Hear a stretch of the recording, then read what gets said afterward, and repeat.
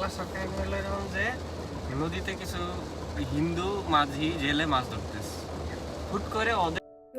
Welcome back to my channel. এটা ছিল আমার দেশের বাইরে প্রথম ট্যুর, তাও আবার একা একা, সিফাত ছাড়া।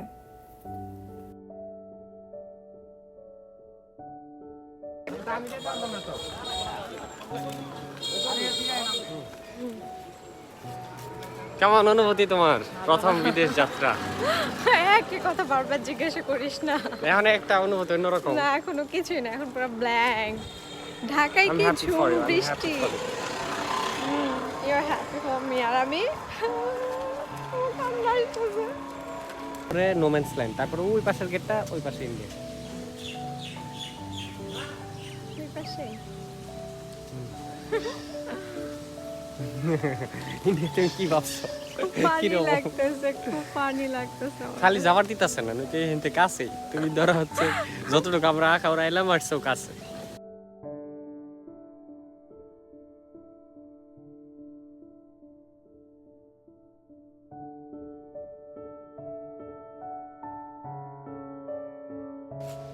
ডান ইমিগ্রেশন, ইমিগ্রেশন ডান। আর কোনো কাজ নাই তো তাহলে?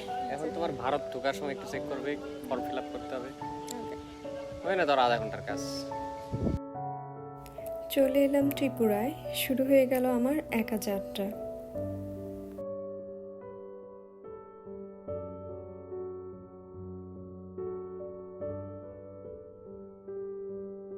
বর্ডার ক্রস করে চলে এলাম বটতলায়। সেখানেই আমি চুজ করে নিলাম আমার হোটেল, যেখানে আমি থাকবো। আর সেই সময় ছিল প্রচণ্ড রকমের বৃষ্টি।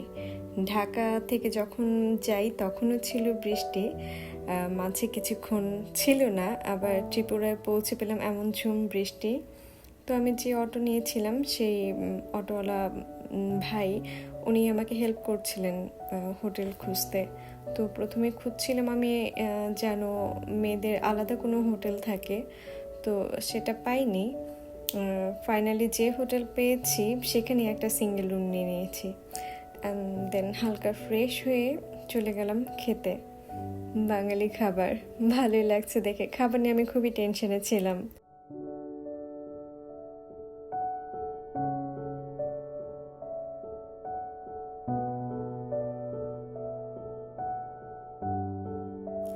লাঞ্চের পরেই খেয়ে নিলাম আমার দিনের প্রথম চা। চা নিয়েও আমি বেশ চিন্তিত ছিলাম, কিন্তু মজার বিষয় হচ্ছে ত্রিপুরা ঢুকেই দেখি অসংখ্য চায়ের দোকান, বিশেষ করে ফ্লাইওভারের নিচে। এবার ঘোরাফেরার পালা, যাচ্ছি নীরমহল।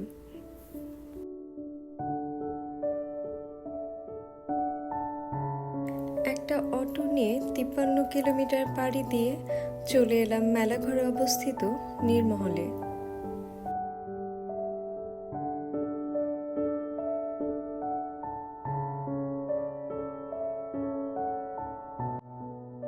সেখানে অন্যান্য ট্যুরিস্ট যারা ছিলেন তাদের সাথে শেয়ার করে নিয়ে নিলাম একটি বড় বোট।